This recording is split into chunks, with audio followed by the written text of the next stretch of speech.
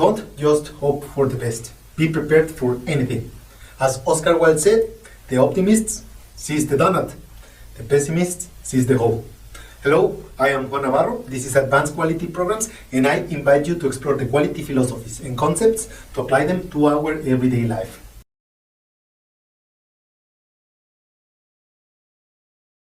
The pessimists often appear more logical and believable than the optimists.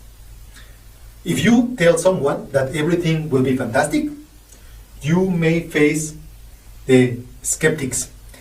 Warn everybody of danger, and you will have their full attention.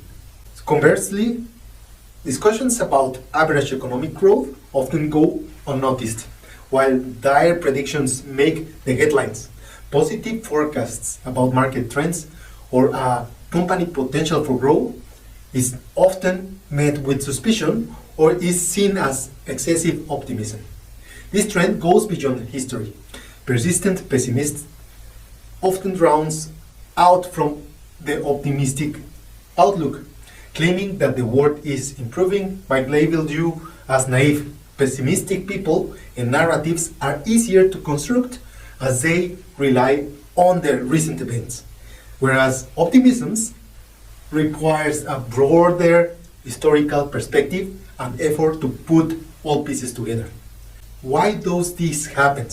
Despite our limited understanding of the world, we normally strive to create a coherent narrative by filling gaps in our knowledge.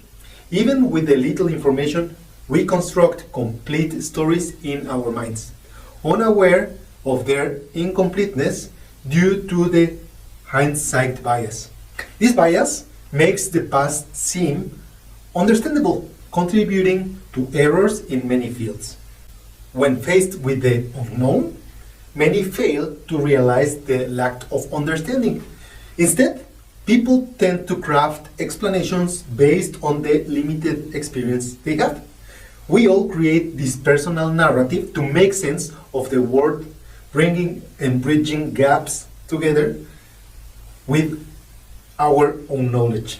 However, historical interpretations needs and requires for more than imagination. The vast amount of evidence requires selective analysis.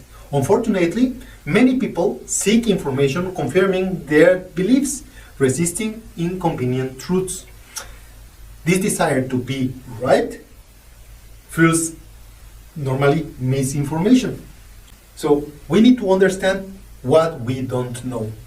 Accepting our knowledge limitations means acknowledging much of the world operates beyond our control. This truth can be hard to accept, but arms us with a stronger perspective, and when risks arise from the unknown, we are protected.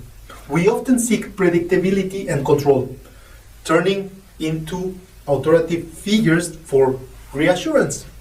The illusion of control holds more power than the reality of uncertainty, leading people to hold on narratives where outcomes seem to be within our control. Consider when you play games like chess or Risk. We often focus on our actions, ignoring the opponent's impact. Similarly, when analyzing the past or predicting the future, we overemphasize and neglect chances. Focusing on what we know inflates our confidence, leading to flawed judgment. So we need to create room to operate. Room for error isn't just about avoiding pitfalls. It's about buffering against the bad luck. In probabilistic world, safety margins are crucial. Two common pitfalls hinder creating room for errors. Firstly, the illusion of certainty conforms us despite the reality of unpredictability. And secondly, fear of missing out drives us to ignore potential risks. But consider the Russian roulette game, for example. Everyone knows that the odds may seem very good, but the risk to take while playing is too big. So the reason for supporting our survival comes before the success of beating the odds. In this case, room for error shields us from unexpected disruptions. While we can plan for most of the risks, the unforeseen can be the most damaging. Acknowledging that life uncertainty allows everybody to make informed choices and prepare for the unexpected. A rule of thumb to calculate the margin of maneuver needed to succeed in any field is 1/3 of the total outcome. For example, if you are playing poker, instead of going all in, you can bet 2/3 of all your chips, and you will still have enough to play if the odds had beaten you. Designers would wish that their constructions match with the mathematical calculation, but reality works differently. And that's the reason why we create tolerances needed to build anything. Normally, 30% of the nominal value. Maintaining optimism is backing up your confidence. Optimism is vital, but acknowledging the potential for breakdown is equally important.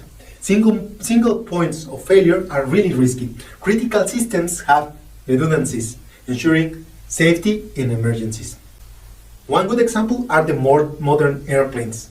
They are built with redundancy for all systems, with multiple backup systems. This way they can operate with minimal power, and such redundancies safeguard the crucial safety needed to fly. So in nurturing optimism, we must embrace preparation. We need to acknowledge the uncertainty and build room for error. This will allow us to face challenges with confidence. While we wish for the best always, we still have room for maneuver when things are not going as we wish they go. And that's the way we can be optimistic that we will succeed all the time.